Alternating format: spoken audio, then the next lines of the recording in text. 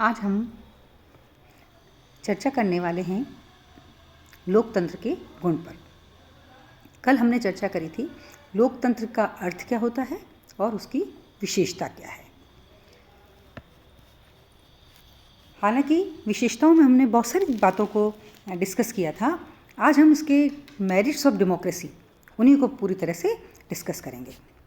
देखिए, हम जानते ही हैं कि राजतंत्रात्मक, कुलीन तंत्रात्मक है ना में जो शासन व्यवस्थाएं होती हैं उनमें जो शासन शक्ति का प्रयोग है वो एक वर्ग विशेष के द्वारा ही किया जाता है, मतलब एक वर्ग विशेष के कल्याण के लिए ही किया जाता है। और प्रमुख रूप से इस प्रकार के दोष को दूर करने के लिए जो प्रजातंत्र है उसको अपनाया जाता है, उसको अपनाया गया है। और इस शासन व्यवस्था के अगर हम कुछ गुण देखते हैं तो वो इस प्रकार से हैं कि जैसे जन कल्याण की साधना, सर्वाधिक कार्यकुशल शासन, सार्वजनिक शिक्षण, मनोविज्ञान के अनुकूल है, जनता का इसमें नैतिक उत्थान होता है, देशभक्ति का एक स्रोत माना जाता है, क्रांति से सुरक्षा मिलती है, समानता और स्वतंत्रता पर यह आधारित है, विचार विनिमय और समझौते की भावना ये उत्पन्न करता है, और लोकतंत्र विश्व शांति का समर्थन करता है तथा विज्ञान का ये श्रेष्ठ प्रोत्साहक है ना। ये गुण हम इनको डिटेल में डिस्कस करते हैं। जैसे कहा गया है कि जन कल्याण की साधना करता है, इसका पहली विषय मेरिट जो हम कह सकते हैं, इसका पहला जो गुण हम कह सकते हैं। और ये अक्सर आपके एग्ज़ाम के अंदर पूछा जाता है कि लोकतंत्र के गुण बताइए, तो उसमें आप इसको अच्छी तरह से डिस्कस कर सकते हैं। पहला है जन कल्याण की साधना, कि लोकतंत्र में जनता के उन प्रतिनिधियों के द्वारा शासन किया जाता है जिनका चुनाव कौन करती है? जनता करती है, और कितने समय के लिए? एक निश्चित समय के लिए करती है। तो जनता के प्रतिनिधि जनता की इच्छाओं, भावनाओं और उनकी जो आवश्यकता हैं उनसे पूर्णतया परिचित होते हैं, और उनको शासन के अधिकार इसी आधार पर प्राप्त होते हैं कि वे इसका प्रयोग जनता के हित में करेंगे, उनकी इच्छा के अनुसार करेंगे, जो जनता चाहेगी उस प्रकार करेंगे। तो शासकों को जनता के प्रति उत्तरदायी होने का कारण उन्हें जनता के हितों के प्रति सजग रहना पड़ेगा। और इस प्रकार लोकतंत्र का जो सबसे बड़ा गुण है वह यही है कि शासन आवश्यक रूप से जो जनता है उसके कल्याण की रूप में ही होना चाहिए, है ना। लोक कल्याण ही इसका मेन उद्देश्य होना चाहिए। दूसरा कहा जाता है इसके लिए कि ये सर्वाधिक कार्यकुशल प्रशासन है, कि भाई प्रजातंत्र किसी भी दूसरी शासन व्यवस्था की अपेक्षा अधिक कार्यकुशल होता है। और इसके अंदर क्या होता है? सबसे अधिक शीघ्रतापूर्वक तथा आवश्यक रूप से जनता के हित में ही कार्य किए जाते हैं। जैसा कि गार्नर कहते हैं कि लोकप्रिय निर्वाचन, लोकप्रिय नियंत्रण और लोकप्रिय उत्तरदायित्व की व्यवस्था के कारण दूसरी किसी भी शासन व्यवस्था की अपेक्षा यह शासन जो है वह अधिक कार्यकुशल होता है। फिर तीसरी बात कही है सार्वजनिक शिक्षण, कि लोकतंत्र शासन का ही एक प्रकार नहीं है, अपितु वह राज्य, समाज और आर्थिक व्यवस्था का भी एक प्रकार है। अतः हम कह सकते हैं कि इसके प्रयोग द्वारा जनता को प्रशासनिक, राजनीतिक तथा सामाजिक सभी प्रकार का शिक्षण प्राप्त होता है। और राजतंत्र और कुलीन तंत्र के अंतर्गत जनता सार्वजनिक रूप से तो क्या होता है, कर्तव्यों के प्रति उदासीन ही रहती है, लेकिन लोकतंत्र में मताधिकार और जन नियंत्रण के कारण जनता स्वाभाविक रूप से सार्वजनिक क्षेत्र में रुचि लेने लगती है। तो लोकतंत्र के इसी गुण की दृष्टि को रखते हुए बंस कहते हैं, बंस ने भी कहा है कि सभी शासन शिक्षा के साधन होते हैं, किंतु सबसे अच्छी शिक्षा स्वशिक्षा है, और इसलिए सबसे अच्छा शासन स्वशासन है, और वह स्वशासन कौन सा है? लोकतंत्र है ना। और गेटल ने भी लोकतंत्र को लेकर देखिए कहा है कि नागरिकता की शिक्षा प्रदान करने वाला स्कूल है ना, a training school for citizenship. कौन? लोकतंत्र का शासन।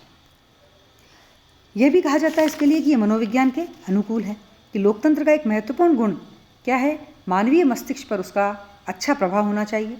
कोई भी शासन सारे समाज का नहीं हो सकता, लेकिन लोकतंत्र में लोगों को जो मताधिकार प्राप्त होता है उससे उन्हें यह मानसिक संतुष्टि मिलती है कि उनके पास सरकार पर नियंत्रण रखने का एक प्रभावशाली साधन है, और इस आधार पर वे शासन व्यवस्था को दृढ़ व स्थायी बनाए रखने के लिए प्रत्येक प्रयत्न करते हैं। इसके लिए वे हैं, और जैसा कि आशीर्वाद हम कहते भी हैं कि लोकतंत्र से सरकार और जनता के बीच एक सहानुभूतिपूर्ण संबंध स्थापित हो जाता है, और व्यक्ति चुपचाप स्वीकृति देने के बजाय एक सक्रिय सहयोगी बनता है।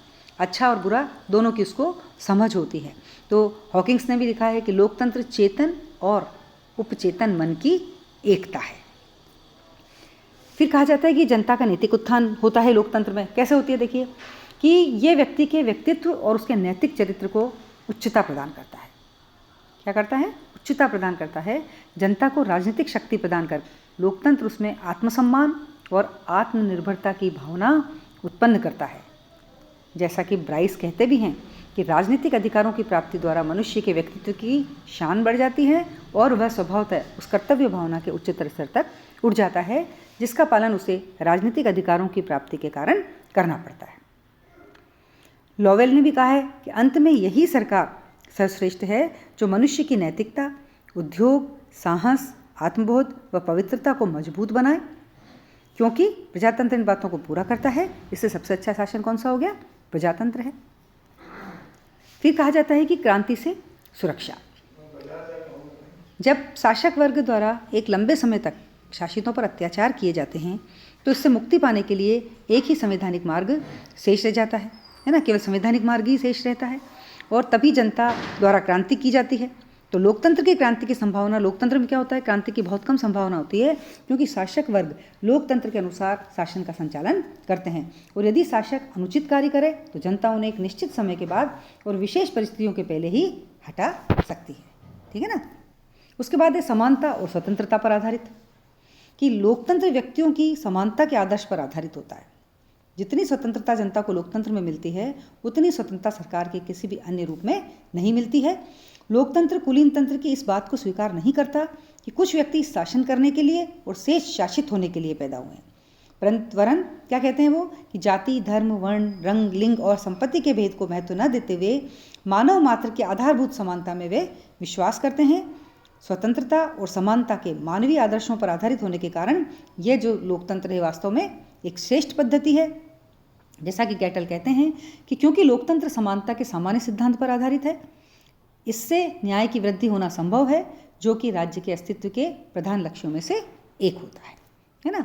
फिर है विचार विनिमय और समझौते की भावना उत्पन्न करना, कि एक देश की शासन व्यवस्था नागरिकों के व्यवहार पर बहुत प्रभाव डालती है। शक्ति पर आधारित अधिनायकवादी शासन व्यवस्था लोगों में संघर्ष की भावना पैदा करती है, तो जन इच्छा पर आधारित लोकतंत्र नागरिकों में सहिष्णुता, उदारता, सहानुभूति, स्नेह, व्यवहार, विचार विनिमय और समझौते की भावना उत्पन्न करते हैं।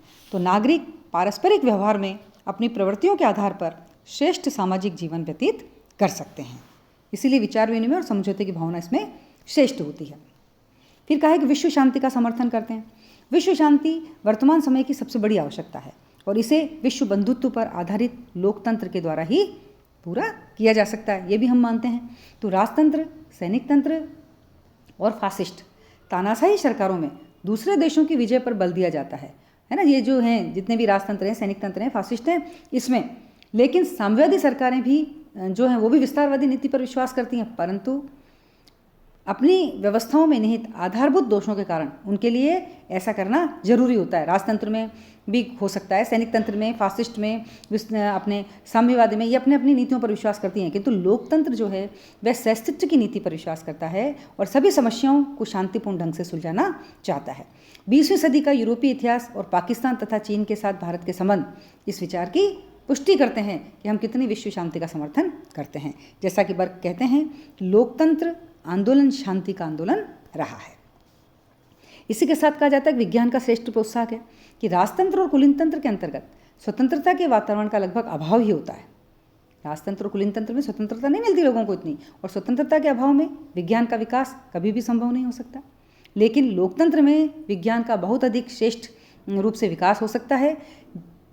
कैसे हो सकता है कि लोकतंत्र और विज्ञान दोनों नैतिक मूल्य एक जैसे होते हैं और सत्य के संबंध में इनका दृष्टिकोण भी एक जैसा होता है। दोनों सत्य की बात करते हैं, जो सही है वही कहते हैं, है ना। विज्ञान में भी जो सही होगा वही कहेगा। जैसे कि आप नमक है उसको आप चखेंगे तो नमक का जो स्वाद है आप वही बताएंगे, शक्कर को आपने चखा, शक्कर का स्वाद है आप वही बताएंगे। ऐसा ही लोकतंत्र में माना जाता है और दोनों का विश्वास है कि अभिव्यक्ति और प्रयोग सत्य तक पहुँचने के श्रेष्ठ साधन, मतलब अभिव्यक्ति के द्वारा प्रयोग करके ही हम सर्वश्रेष्ठ साधन तक पहुँचते हैं। मैंने आपको उदाहरण दिया ना नमक शक्कर का, कि शक्कर का प्रयोग कैसे, आप उसको चख के देख लीजिए, है ना। तो मेयो ने कहा भी है कि एक स्वतंत्र समाज में वैज्ञानिक विकास की बहुत अधिक संभावनाएं हैं। इसी के साथ मैंने इसके अंदर एक पॉइंट आपको और दिया था, देशभक्ति का स्रोत, कि लोकतंत्र में जनता को राजनीतिक शक्ति प्राप्त होने के कारण जनता शासन और राज्य के प्रति एक प्रकार का क्या करती है, लगाव अनुभव करती है, वो देखती है मेरा ही शासन है, मुझे इसको अच्छे से करना है। तो निजी लगाव के कारण इस विचार से देशभक्ति की भावना का भी उदय होता है ना। तो हम इसको कह सकते हैं कि देशभक्ति के स्रोत का मतलब देशभक्ति उत्पन्न करने का सबसे अच्छा जो शासन है वो लोकतंत्र ही है। जैसा कि मिल ने कहा है कि लोकतंत्र लोगों की देशभक्ति को बढ़ाता है, क्योंकि नागरिक ये अनुभव करते हैं कि सरकार उन्हीं की उत्पन्न की हुई वस्तु है और अधिकारी उन्हें स्वामी न होकर क्या माने, सेवक माने, है ना। तो इस तरह से आप ये देखिए कि अधिकारी जो हैं उनके स्वामी नहीं हैं, उनके सेवक हैं।